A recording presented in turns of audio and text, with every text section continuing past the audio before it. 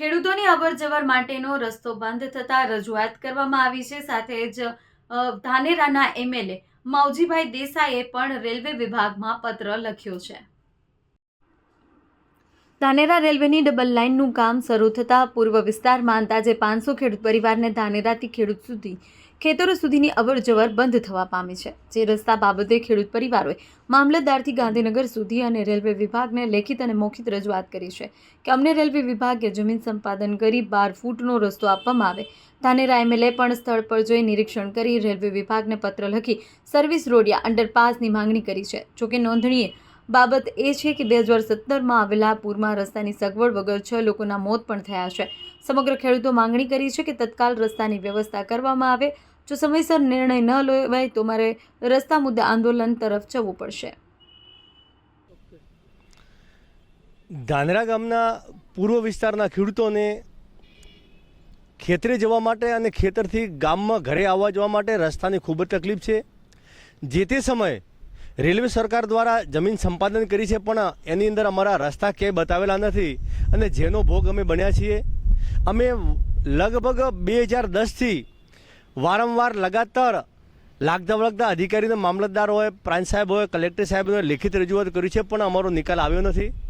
અમોએ ધાનેરાના ધારાસભ્ય માવજીભાઈને પણ એક કોપી આપી છે, જેના ભાગરૂપે ગઈકાલે માવજીભાઈ સ્થળ ઉપર જાત નિરીક્ષણ કરવા આવ્યા હતા અને એમને પણ ખાતરી આપી છે કે હું લાગતા વળગતા અધિકારીઓને આ બાબતે જાણ કરી અને તમારા રસ્તાની સમસ્યામાંથી હલ કરાવીશું। મારી સરકારને વિનંતી છે કે અમો અગાઉ થોડા દિવસ પહેલાં લાગતા વળગતા અધિકારીઓને માર્ગ મકાન વિભાગના ખાસ સચિવ સાહેબને પણ મળીને આવ્યા છે અને તેમને પણ આ બાબતે રજૂઆત કરી છે। મારી સરકારને વિનંતી છે કે જો અમારા ખેડૂતોને રસ્તો ન મળે તો અમે અમારા ખેતરથી કઈ રીતે જઈએ। રસ્તાના અભાવે 2017માં 6 જણોએ જીવ ગુમાવ્યા હતા, તો હવે અમારા પરિવારજનોમાંથી કોઈને જીવ ન ગુમાય તે માટે સરકારને વિનંતી કરીએ છીએ કે એમ કેમ પ્રકારે અમને રસ્તો આપો, અને જો હવે સરકાર અમને રસ્તો નહીં આપે તો અમારે ગાંધી ચિંધ્યા માર્ગે આંદોલન કરવું પડે તો પણ કરવું પડશે। માટે સરકારને વિનંતી કે આંદોલન ન કરવું પડે અને અમારા રસ્તાની કંઈક સમસ્યા દૂર કરે।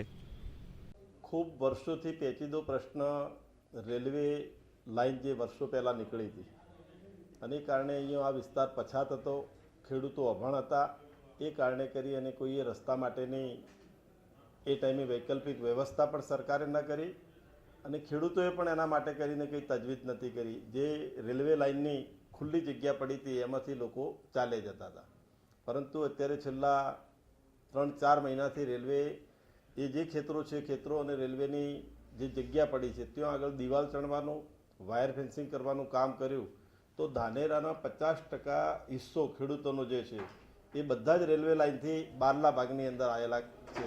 7 નંબર વોર્ડ અને 3 નંબર વોર્ડના લોકો, તો એ ભાગ માટે ખેડૂતો માટે અત્યારે જવા આવવા માટેનો રસ્તો સદંતર બંધ થઈ ગયો છે અને એને કરીને ખેડૂતોએ ખૂબ મોટી રજૂઆત કરી।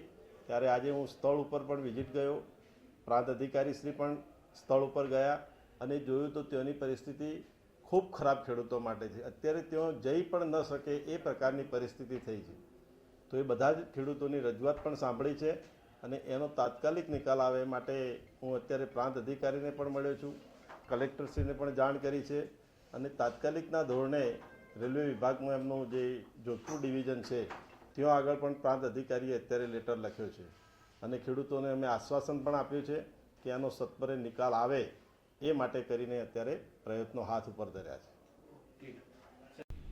અમારા ધાનેરા ગામના પૂર્વ વિસ્તારના ખેડૂતોને રસ્તાની ખૂબ જ તકલીફ છે। વચ્ચે જે તે સમયે રેલવે જમીન સંપાદન કરીને રેલવે પસાર થાય છે। આટલા દિવસથી તો અમે રેલવેની પડતર જમીનમાં ચાલતા હતા, પણ હાલમાં રેલવે દ્વારા ડબલ ટ્રેકનું કામ શરૂ કરેલું હોવાથી રેલવેની જમીનમાં કામ કરે છે, પણ અમારા રસ્તાઓ હાલમાં સદંતર બંધ થઈ ગયા છે। હવે અમારે જાવું તો જાવું ક્યાં? અમે લાગતા વળગતા અધિકારીઓને વર્ષ 2010થી આજ દિન સુધી લેખિત અને મૌખિક રજૂઆતો કરીએ છીએ, પણ આ રસ્તાનો કોઈ ઉકેલ આવ્યો નથી।